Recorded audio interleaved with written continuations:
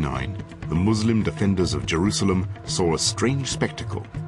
A bunch of exhausted, starving Christian knights walking barefoot around the walls. It was an act of religious self-mortification designed to win the help of God. And it worked. The knights turned their ships into siege engines, stormed the town, and what followed still seems grim even by the standards of the 20th century. Virtually everyone was slaughtered, men and women, children, the old, the infirm, until the knights were wading ankle-deep in blood. Jews were burnt alive in their synagogues, and the dead were piled outside in smoking pyramids, innumerable, in the words of one eyewitness, to all except God himself. Welcome to the Crusades.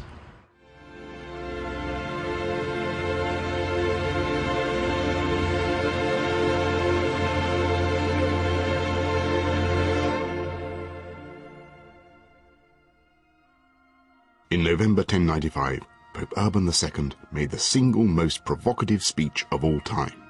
He called for a crusade, a campaign to speed up the second coming of Christ by recapturing the holy places where Jesus had died on the cross and wresting them from Muslim control.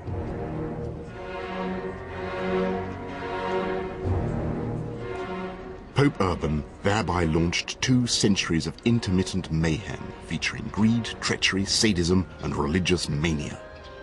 And he created a symbol of Western aggression in the Middle East, a symbol so potent that some Muslims believe the Crusades have never actually ended.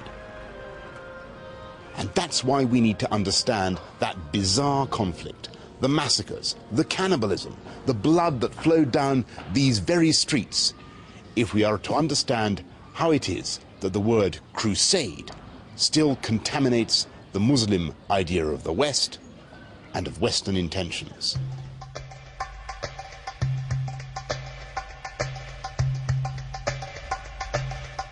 At the heart of the Crusades was possession of the powerfully symbolic city of Jerusalem. For Jews, it's the ancient city of David, under the control of Israel since 1967.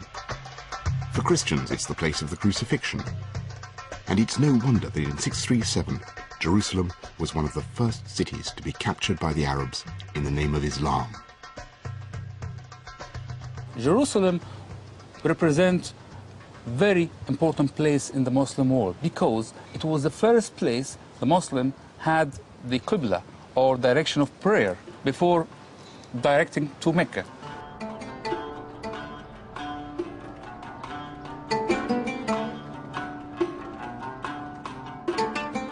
And at the Dome of the Rock, according to the Muslim beliefs, Prophet Muhammad ascended to heaven.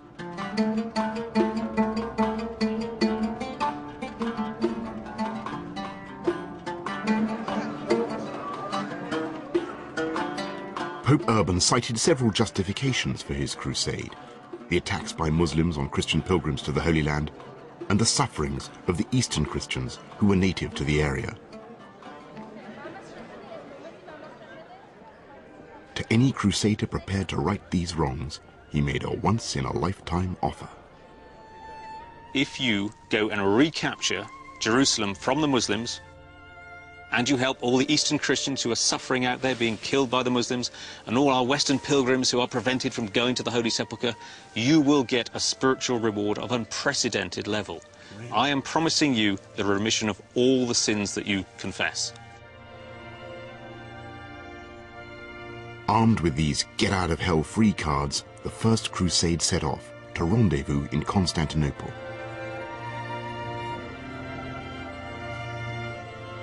Constantinople was the capital of what we in the West call the Byzantine Empire. In reality, it was simply the eastern half of the Roman Empire, the prosperous Greek-speaking provinces that had survived after the sack of Rome in 476.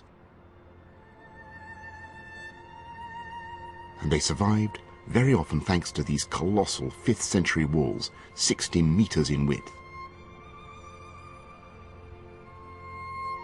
But by the 11th century, they were coming under remorseless pressure from the Muslim Turks, and the desperate Byzantine emperor swallowed his pride and appealed for help to his fellow Christian, the Pope in Rome. He got more than he bargained for. Some 60,000 people had taken the cross and made their way to Constantinople, and they were not exactly steady on parade. You can imagine the reaction of the Byzantine Emperor Alexius Comnenus when the First Crusade pitched up outside his walls in Constantinople. He'd been expecting a crack army of knights to help him deal with the Turks. Instead, he got a ragtag and bobtail collection of peasants, paupers and fanatics, led by the evocatively titled Walter the Penniless, and a guy called Peter the Hermit who clutched a personal letter from Jesus Christ instructing him to go on the crusade. In other words, they were cranks, so fizzing with religious fervour that they'd been persecuting Jews on their way south through the Rhineland, so militarily incompetent that they'd already lost a quarter of their strength. "Stay right there," said Alexius Comnenus. "Don't move a muscle." Deciding not to wait for the main body of the Crusaders, this People's Crusade set off in the general direction of Jerusalem and were pretty badly duffed up for their pains. But it was only a few months later that the knights arrived, a who's who of European barons, armed with pikes and halberds and all the latest in chainmail technology. They swore a great oath that the lands they reconquered would be handed to the Byzantine Emperor, and for 3 years they then hacked and slaughtered and besieged their way to Jerusalem.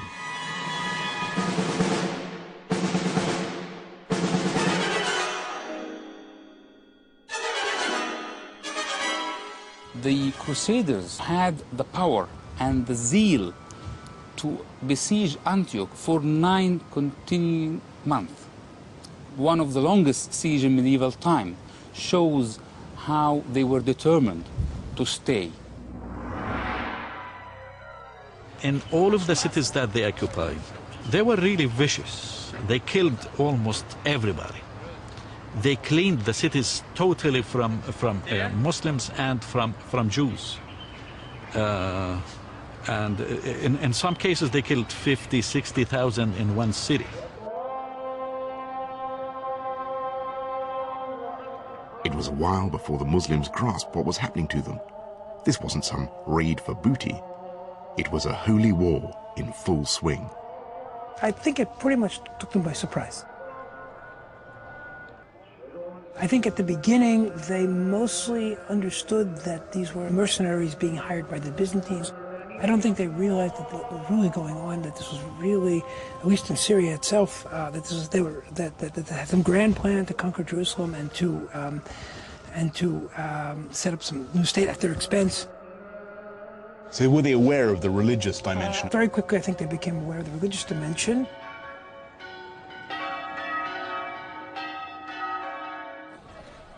So what did it mean for the Christians back in Europe, this miraculous recapture of Jerusalem? It was obvious. It showed God's blessing on the Crusades and his contempt for the enemy, who were not only ethnically different, they believed in the wrong religion. As Christian propagandists never tired of pointing out, with more venom than understanding. The average cleric writing his polemical texts from the edges of the civilization in his monastery has really no idea what Islam is about. They're pagans for him is what they are. And often they create these imaginary pantheons of gods for them. Obviously Muhammad is one of the gods, but then he's got 3 or 4 others up there helping him to fight against Christianity. And so there's really no understanding about the fact that Islam is a monotheistic religion, that there is this shared heritage between the two. Western knowledge of Islam in the sort of late 11th century is quite an interesting topic. I mean, there's some contradictions within that. I mean, you've actually got a letter written by Pope Gregory VII in 1076. He writes to a sultan, "Most certainly you and we ought to love each other in this way more than other races of men, because we believe and confess one God, albeit in different ways, whom each day we praise and reverence as the creator of all ages and the governor of this world." He's actually pointing out similarities there. Yet within 20 years, you've got Urban II coming out with the strongest, most violent propaganda against the people of Islam. They are torturing Westerners, Christians are being tied to posts and used as bow and arrow practice, women are being defiled, men are being forcibly circumcised. what you're doing, of course, is what many societies do. They're demonizing their opponent. If you're trying to convince people to go to war, you've got to